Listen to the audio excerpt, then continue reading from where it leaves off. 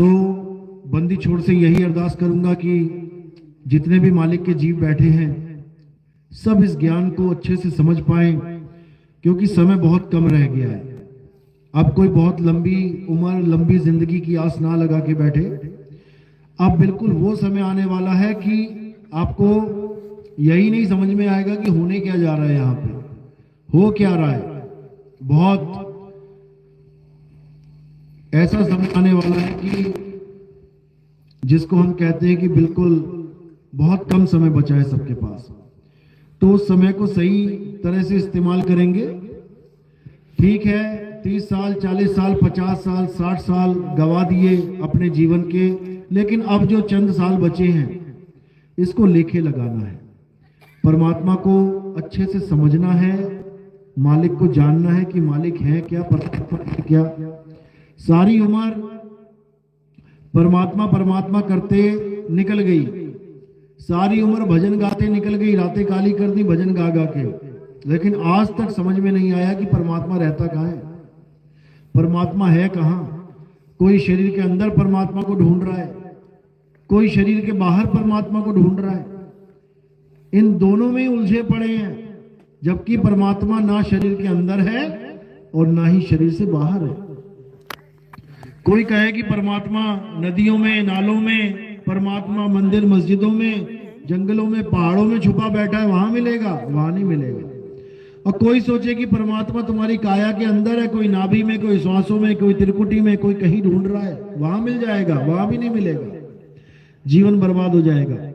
तो आज के सत्संग को अच्छी तरह समझना है और परमात्मा कहाँ रहता है उसको अच्छे से पूरे लक्ष्य को भेद देना है कि आखिर मालिक है कहाँ, वाणियों के द्वारा समझने की कोशिश करनी है। तो आज का सत्संग शुरू करने से पहले परमपिता परमात्मा के नाम पे जयकारा लगाएंगे और फिर सत्संग शुरू करेंगे। बोलिए परमपिता परमात्मा की, सदगुरु बंदी छोड़ कबीर साहेब की जय, सभी संतों की जय, सभी भक्तों की जय, आज के आनंद की जय, गांव नगर बस्ती की जय, सकल हंस को बंदगी साहेब बंदगी, साहेब बंदगी, साहेब बंदगी। तो कबीर साहब समझा रहे हैं कि भाई पूरा जन्म निकल गया मालिक को पाने में, मालिक की बंदगी करने में, लेकिन मालिक नहीं नजर आ रहा है कहाँ है, परमात्मा नहीं समझ में आ रहा है कहाँ है। और अगर अंत समय में परमात्मा नहीं मिला, यानी जीते जी परमात्मा नहीं मिला, तो समझना खाली हाथ जाना पड़ेगा। और उसके बाद कोई इंसानी जन्म नहीं मिलेगा दोबारा, कि कोई सोच के बैठा है कि दोबारा इंसान बन जाएंगे। उसके बाद 1,84 जून भुगतनी पड़ेगी। 1,84 में क्या आता है? चींटे मकोड़े, सांप बिच्छू, कनखजूरा, गाय बैल बकरी हाथी घोड़ा, शेर सियार चीता, यही सब बनना पड़ेगा। अभी तो इंसान जन्म मिला है, पूरी मौज लगी हुई है। देखो सर्दियों में कैसे कंबल वंबल एकदम ओढ़ के टाइट करके बैठे हैं, टोपी लगा के। और जब जानवर बन जाएंगे दिखा देना कोई कंबल लेके घूम रहा हो तो। 84 लाख में दिखा देना किसी ने टोपी पहनी हो सर्दियों में, दिखा देना कोई गर्मियों में पंखा चला के बैठा हो। हालत खराब हो जाएगी, हालत खराब हो जाएगी। इससे पहले की हालत खराब होए, इस माया जाल से निकल लो, इस काल के जाल से निकल लो। ये दुनिया जिसको हम मान के बैठे हैं कि ये परमात्मा ने बनाई है, ये दुनिया परमात्मा ने नहीं बनाई है। ये दुनिया काल भगवान की नगरी है। 3 लोक का मालिक अलख निरंजन इस दुनिया का राजा है, और वो किसी पे दया नहीं करता, वो हिसाब किताब करता है सबका। तो कबीर साहब समझा रहे हैं कि 3 लोक एक जाल है, 3 लोक एक जेल है, पाप पुण्य 2 जाल, और सारा जग भोजन बना, खाने वाला काल। कहते सारा जग भोजन बना। क्या हिंदू, क्या मुसलमान, क्या सिख, क्या ईसाई, क्या ऊंची जात, क्या छोटी जात, कोई बड़ी जात, कोई नीची जात, कुछ नहीं देखता वो ये भी नहीं देखता कि कोई आस्तिक है या नास्तिक है। दुनिया में जो मिलता है उसको, एक्सीडेंट हो गया 50 लोग मर गए, अखबार में क्या छपेगा? अखबार में छपेगा 50 लोग काल के गाल में चले गए, काल का ग्रास बन गए। लिख तो दिया। ये केवल कबीर साहब ने समझाया हमें वाणियों में कि ये काल, अच्छा खासा परिवार है तुम्हारा, भरा पूरा परिवार है, पता लगा फोन आया तुम्हारा लड़का एक्सपायर हो गया। किसने मार दिया तुम्हारे लड़के को? क्योंकि वो मारने वाला है। सबको मारने वाला कभी बचाने वाला हो सकता है? जो मारता है क्या वो बचाता भी है?